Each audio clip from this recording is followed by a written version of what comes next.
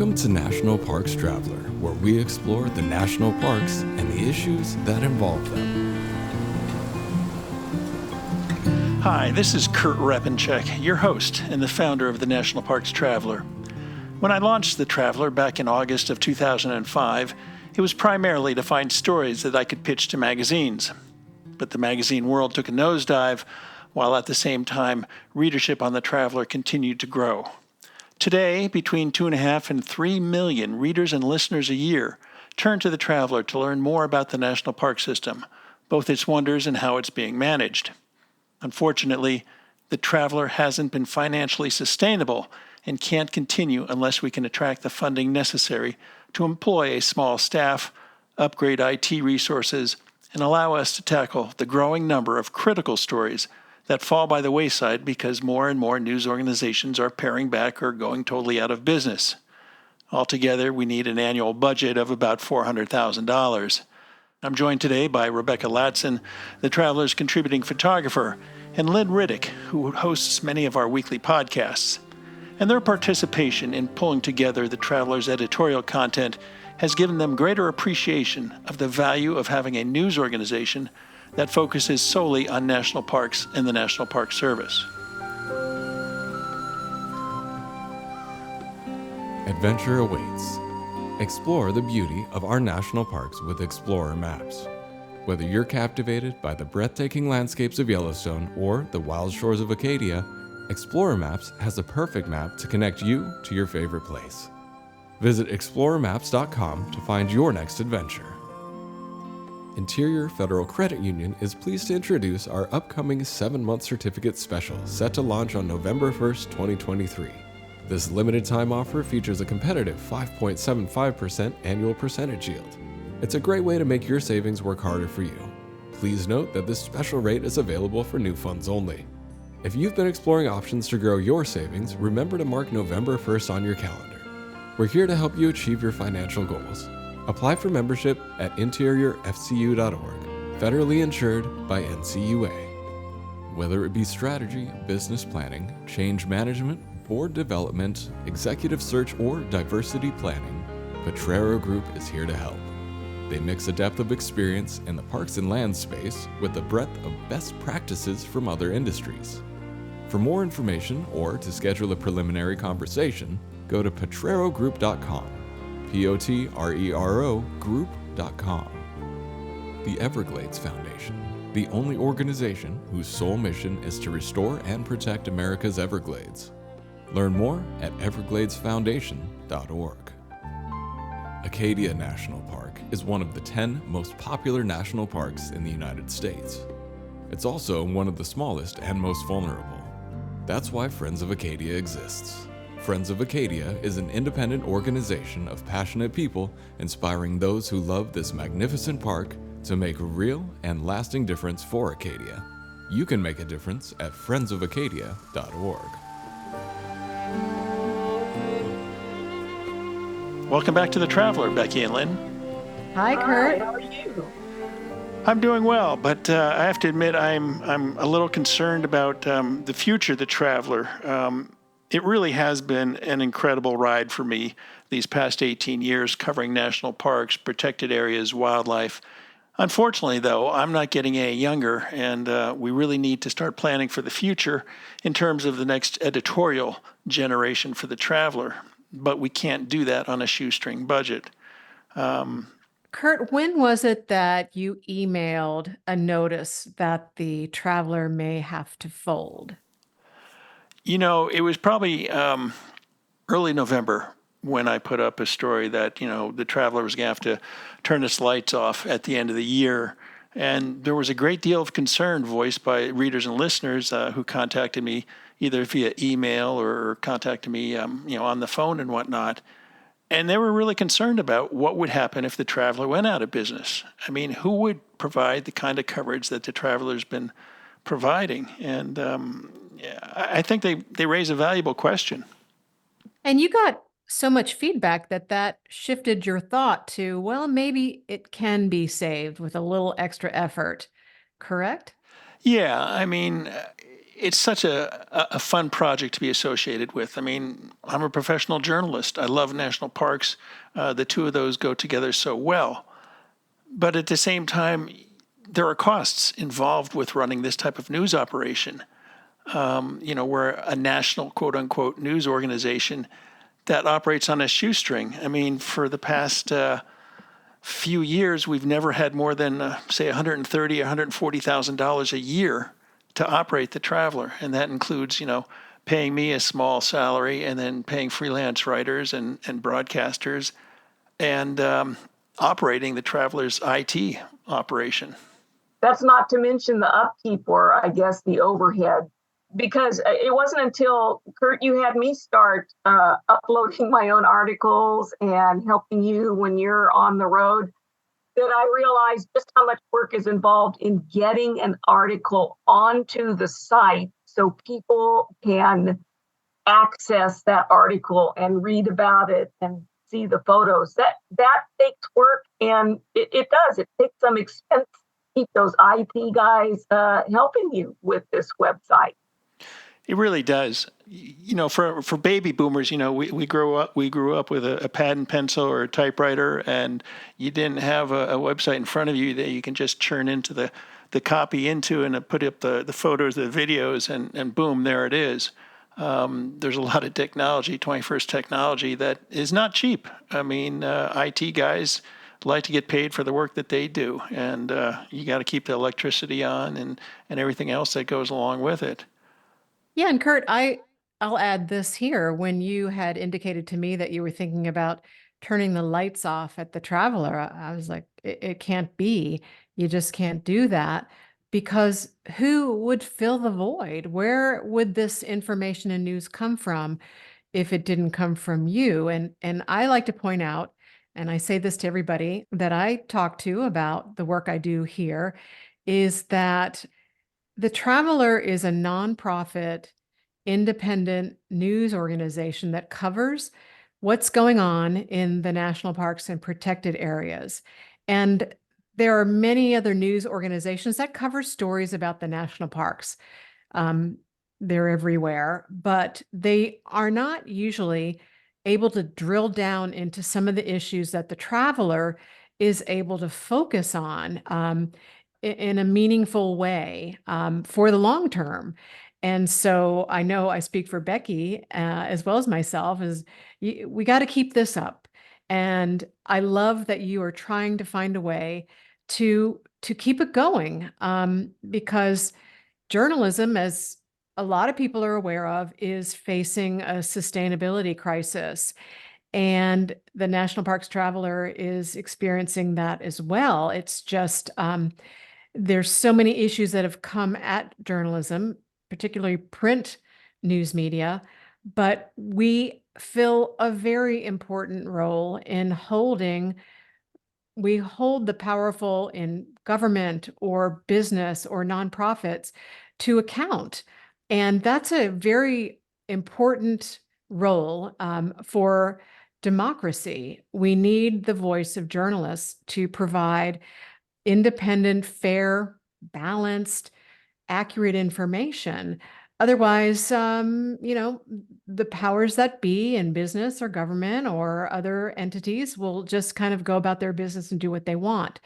And it seems kind of like a lofty goal when we're talking about the national parks, but give us a little bit about the National Park Service and how they are organized, how it is organized, and how that really has a lot to do with what's happening in Washington and in our own state governments.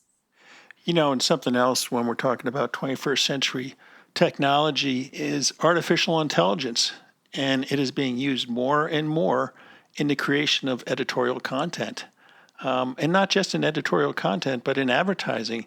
I mean, there was a story earlier this week that the National Republican Congressional Committee released an advertisement using images generated by artificial intelligence to show national parks being overrun by immigrants. It's just crazy, the technology and the sleight of hand that can be played out there. And if you lose editorially independent journalism, to investigate these stories and to write about these stories, not with artificial intelligence, but with live, breathing and living beings, I think we're all going to go down the rabbit hole of misinformation. People tend to not realize what they've lost or what they had until it's gone. And if the traveler sunsets and is gone, who's going to hold these agencies to account? And that bothers me, because then people will only hear what they want us to hear. For instance, when there was all that graffiti and trash in Joshua Tree National Park, the traveler broke that story. I wouldn't have known about it had it not been for the traveler. So what's going to happen if the traveler is gone? People just aren't going to hear about it. They're going to have these rose-colored glasses on and think that everything is hunky-dory, and it may not be, but they won't know until maybe it's too late. I hate to be the voice of gloom and doom here, but that's my mindset.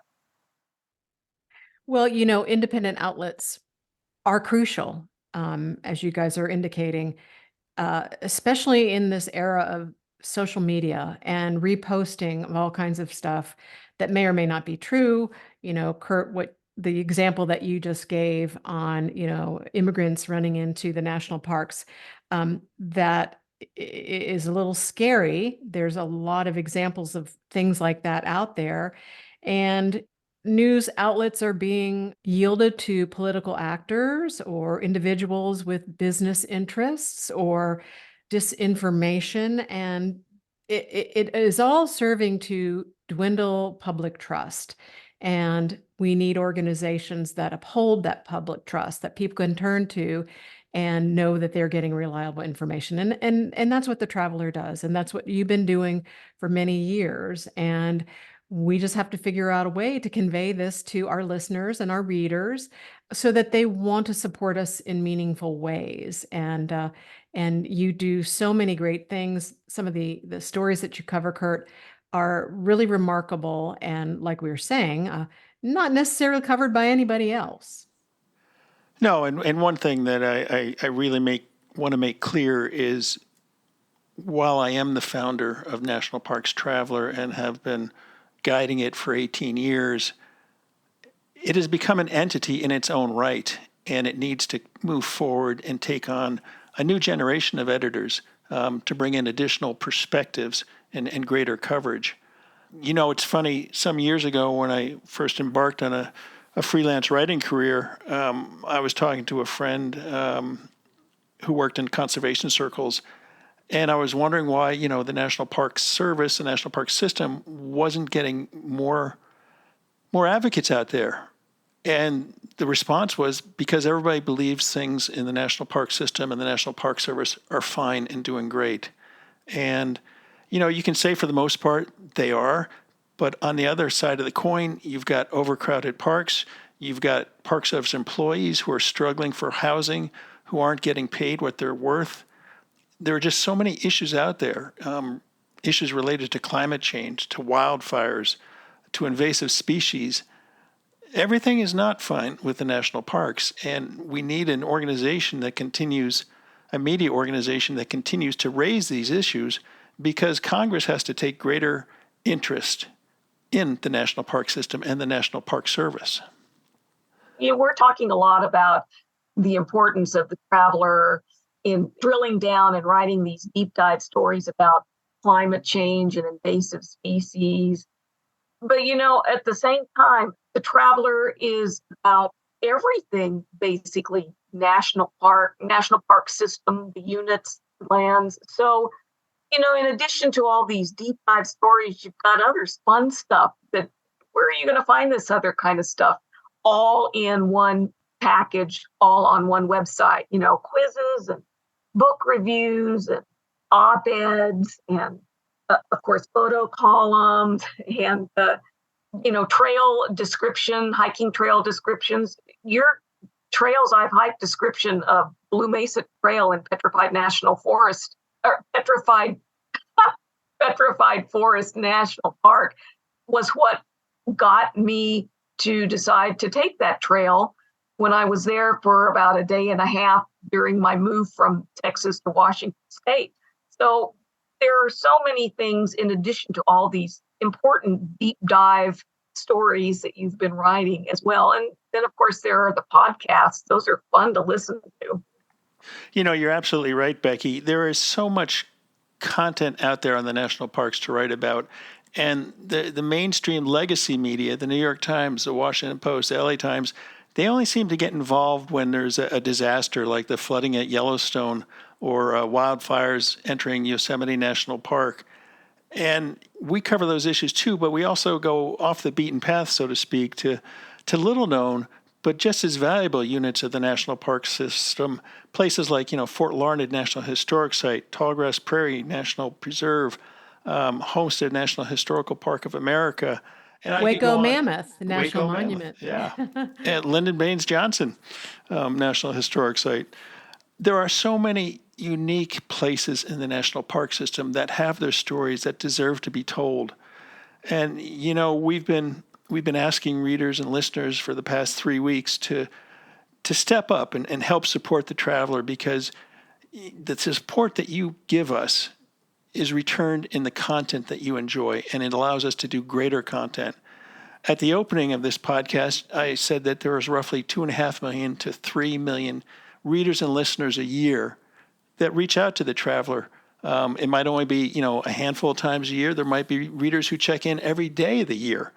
But out of those 2.5 to 3 million readers and listeners, if we had 4,000, just 4,000 sign up to make $10 a month or $120 a year investment in the traveler, we would be financially solid.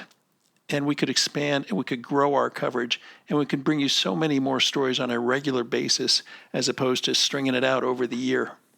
That is a very reasonable ask, $10, especially when you factor in that many news organizations have had to resort to paywalls, where you have to pay a monthly subscription to read the articles. And that is how these organizations are staying afloat. And I certainly support that decision of organizations to do that, because they need to stay in business. We need that information. And I subscribe to several myself. But it's really nice that the traveler hasn't had to do that. And so if we can keep on going through individual donations or some corporate donations, we can continue to keep the traveler free to anybody who wants to pop in on the website or listen to a podcast. And I think that's a great idea. If we can have a big round of support of just $10 each, would really go a long way. You mentioned organizations and foundations, Lynn, and absolutely, there are so many organizations out there that are in the outdoor industry business that look forward to national parks and all the things that can be done in national parks, that tie their advertising around what you can do with their products in national parks. And we could really use their support, because as we've been talking during this podcast, there's so much news and information tied to the national parks that people need to know about. And it's really important, to provide these stories, whether they're touching on how Congress funds the National Park Service, which goes directly to the housing that Park Service employees are given to live in or don't have to live in. It all ties in together, all these stories. And, we talk about not just the managerial issues of the Park Service, but we talk about the wonders of the National Park Service. Carlsbad Cave, Shenandoah National Park, Virgin Islands National Park, and all the interesting, unique features of each one of these places that attract visitors who want to buy perhaps a new tent, a new sleeping bag. And so, as important as it is to advertise goods tied to the national park system, I think it's really important to support a news organization that broadens the public's information and knowledge about the national parks. Yeah, I agree. I think that the Traveler offers very distinctive content, and the benefits to society are immense, not just to the park-going public, which grows every year, but to society as a whole, because parks offer places of refuge for wildlife, for populations of birds and mammals to reproduce and thrive in a safe place. And just all of the flora and fauna that allow us to have just beautiful sights in the country. So it is a benefit. Well, the Traveler provides a focus area for all these really cool things about all these different national parks. I was looking at one of the comments the other day, and I can't remember which Traveler article it was, but the commenter said that he is a teacher and he uses the articles in the National Park Traveler when he's teaching about various and sundry things pertaining to national parks, pertaining to the environment. So the National Parks Traveler, in addition to all these deep dive stories, also is a repository for education that can be used by and passed on, used by readers and passed on by those readers to their classes or to other people, their family, friends, colleagues, just like this one teacher is doing on behalf of his students. He's using the National Parks Traveler. He's not using some other big name magazine. He's using the Traveler and the articles and the podcasts that are found on the Traveler and probably nowhere else. Over the years, we've gotten a few complaints that there's too much political coverage on the Traveler. And unfortunately, you can't have national parks without politics. And, politicians, it's what funds the national park system. It's what funds the national park system, and it goes directly to how the national parks are managed. And we exist to try and raise the issues. And yes, they might be political by their very nature, but if the general public isn't aware of these issues, whether it's the state of feral horses at Cumberland Island National Seashore or the state of feral horses at Theodore Roosevelt National Park, the public deserves a right to know how these issues are being managed, because if they don't know, they can't raise their voices to their congressional delegation to put in their 2 cents as far as how these issues should be managed. Yeah, when we go to a national park or a national historical park or a national seashore, we have expectations of, certain things.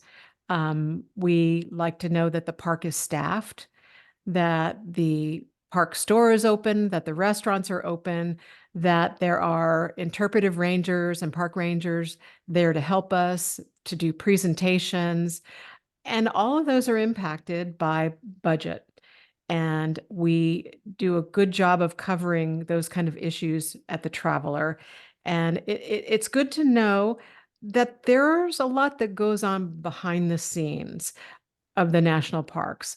So many things that make our experiences there pleasant. And so the Traveler does cover so many issues, and they bring so many issues and programs and things to light that we might not otherwise know of. And I think that's just a really great benefit of being a National Parks Traveler reader or listener. And I certainly appreciate the fact that there's no paywall. Paywalls drive me up the wall, so to speak. And, I may only want to read one article, but if I encounter a paywall, no matter how worthy the news agency is, and I also subscribe to several newspapers, but if I encounter a paywall right when I really want to read that article and I can't get into it, that annoys me, and then I just turn away and I don't want to go back to it. So the fact that the Traveler doesn't have a paywall is, even if I wasn't volunteering and contributing for the Traveler, if I was just basically reading it, I really appreciate the fact that it still doesn't have a paywall, and that hopefully that can continue. In the past, we've had outside consultants who have suggested that, well, you should go to a subscription service, and to encourage people to subscribe, that we should put stuff behind a paywall to give them a little something extra that their money supports. And I really disagree with that, because the national parks belong to all of us. And we all need to understand the issues that revolve around the national parks. And it shouldn't just be the few who decide to subscribe. The whole idea behind our fund drives that we hold throughout the year is to gain support of those readers and listeners who agree with us that this information should be free for everyone to read and understand and increase their knowledge about the issues involving the national parks and the National Park Service. And may I also add that we don't drive our readers crazy with pop-up ads? Can't stand them. Kurt, what are some of the articles that you're most proud of from the past year, say? You know, Lynn, I think there's a bunch of articles that I'm proud of that the Traveler has produced out there. Certainly, I love our podcast series. I mean, every week of the year, I can't think of any news organization that devotes every single week of the year to national parks coverage in a podcast. Beyond that, you know, recently we did a story about the plight of the Park Service employee and the struggles that they're having with lack of housing and being underpaid and leadership issues. You know, no other organization has written about that in such detail. You know, I like the package, the year-long package on invasive species that are impacting the national parks and the successes that the National Park Service is having in battling those issues. I mean, it's not all doom and gloom at the Traveler. I mean, we'd love to hear a good story about what the Park Service is accomplishing, and there's lots of them out there. I mean, the decision over at Cape Hatteras National Seashore to find a way to fund acquisition of houses that are going to fall into the Atlantic Ocean if they're not moved. And, you know, when a house falls into the Atlantic Ocean, there's a lot of hazardous waste that go along with it. You know, I could go on and on, Lynn. I mean, for the past 4 years, we've been able to have a year-end package on threatened and endangered parks at risk from myriad threats, whether it's climate change or light pollution to insufficient funding. Of course, we've pursued answers about the many fees that recreation.gov is charging. And I'll have to say that, you know, one of the roles of the Traveler is to bring these issues to national light. And our coverage of the recreation.gov fee debacle, that attracted the Wall Street Journal to do a story that mirrored ours a month after our story came out. Air tour management plans. Why do some parks say air tours don't belong overhead because they invade the natural environment, while other parks are happy to have those flights overhead? There's just so many stories year in, year out that are really important that the public needs to know about. You know, one other story, ladies, is our recent coverage of Big Cypress National Preserve and the years-long efforts by commercial interests to drill for oil in the National Preserve. It's really ironic to me that the state of Florida and the federal government are spending billions of dollars to restore the river of grass. They've spent millions of dollars raising the Tamiami Trail to allow the natural flow of water to go beneath that road that runs from Naples to Miami. And at the same time, the National Park Service has allowed an oil company to send out trucks weighing 30 tons across the surface of Big Cypress National Preserve searching for oil. And a lot of that exploration occurred back in 2017 and 2018, and the damage from that work has not been totally mitigated. We still have ruts and diversions of water that should be flowing along with the river of grass on its natural pathways. I mean, the irony that is being allowed to occur at Big Cypress National Preserve is incredible. What would people think if 30-ton trucks headed out across the Hayden Valley in Yellowstone National Park to search for oil? It just boggles the imagination. These are some of the important stories that the public needs to know about. I know I'd be up in arms if some 30-ton vehicle went out into the Hayden Valley or the Lamar Valley of Yellowstone. So I can't imagine why the people who love Everglades and that kind of environment and the locals out there would be any less up in arms because of what's occurring or what occurred at Big Cypress. The tagline for the National Parks Traveler is essential coverage for essential places. And I strongly believe in that. I mean, we need nature. We need wildlife, healthy populations of wildlife. We need places to go recreate, to recharge our batteries, as it were. And, you've all heard it that, there's plenty of science out there that shows how much nature affects our well-being. We need it to survive as human beings. And to ask for a $10 donation every month, $120 a year, to enable the traveler to stay online and to continue to bring you these stories, I don't think it's a terribly big ask. I don't think so either. A little bit would go a long way in helping us maintain the mission and the efforts that Kurt started so long ago. And I think that one look at the content that is provided on the Traveler is just so affirming in your feeling like the issues in the parks are given the right kind of attention they need, at least from a public point of view. Know what's going on in the national parks, and things change, and the Traveler facilitates those things. So, Kurt, what other kind of feedback did you get when you were announcing that the Traveler may be closing? I've talked to people privately, and also on the Traveler, we've gotten some great comments from readers out there. Nothing is free, wrote Philip Budo. There is an operational cost to keeping the National Parks Traveler going. There is also a cost of shuttering the National Parks Traveler. Not only will we lose the fantastic content and coverage of our national parks, the national parks will lose one of its strongest advocates. The Traveler provides good, honest advocacy for our national parks and speaks on behalf of all of us who love the parks, America's greatest idea. There was another one from Josh Flory, who said the Traveler is an invaluable source of information on so many levels.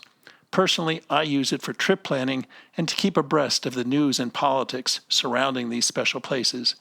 I also appreciate its role as watchdog, holding public officials accountable for decisions that adversely impact the parks and the resources. And then this is a really interesting addition that he made in his comment. Professionally, I use the Traveler's content in my middle school science classroom. The website is an invaluable collection of reliable articles and resources my students can use to deepen their understanding of and appreciation for their national parks. I mean, I couldn't have written anything better, but it just goes to speak to the wide reach that the Traveler has and how different people view it differently and benefit from it in different ways. Right. And the fact that they took the time to write those letters really shows their passion for what the Traveler is all about. And that's huge. So right now we're several weeks into this fundraising plea, and we've seen some great results. Hopefully the giving that we've seen in the first couple of weeks of this fund drive will continue and be built upon so we can continue the Traveler beyond my retirement, beyond 2024, and long into the future. Because as we all know, the public loves America's national parks. More and more parks are being added to the national park system. More and more stories exist out there and are waiting to be told. And we love that there's no paywall, and we love that there's no pop-up ads, and we love all the folks that have contributed in the past, and we look forward to having a whole lot of new people come forward and support the Traveler. So hopefully you'll agree with what we've said today. And if you do, please go to nationalparkstraveler.org. There's a donate button at the upper right-hand corner of the menu bar. We really need your support, and we really appreciate your support.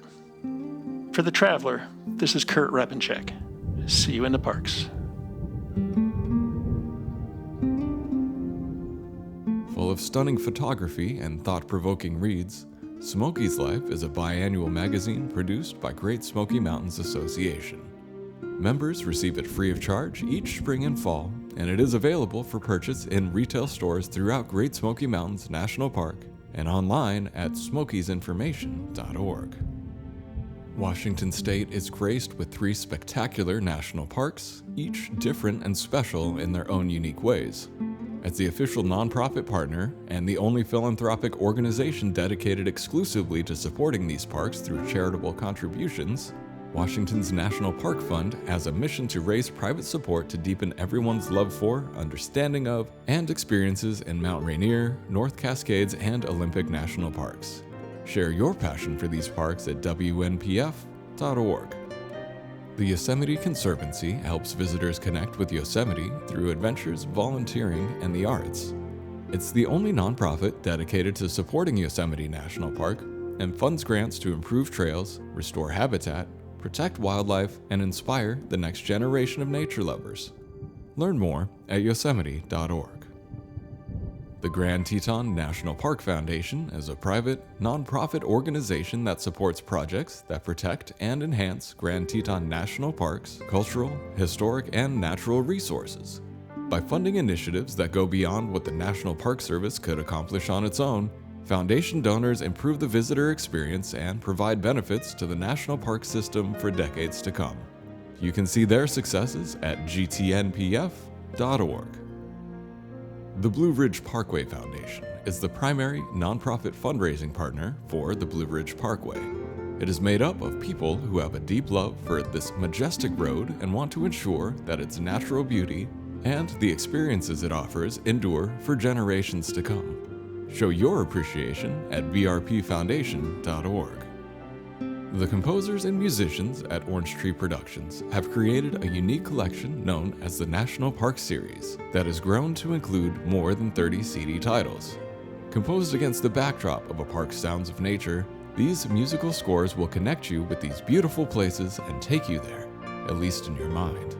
This collection is the #1 selling National Park audio series in the world and provides the background music for National Parks Travelers podcasts. Visit them at orangetreeproductions.com. Editing and production work for the National Parks Traveler podcast is done by Splitbeard Productions. You can learn more about us at splitbeardproductions.com. National Parks Traveler is a 501c3 nonprofit media organization that provides daily editorial coverage of national parks and protected areas. Traveler's coverage is made possible by reader and listener donations. Visit us at nationalparkstraveler.org.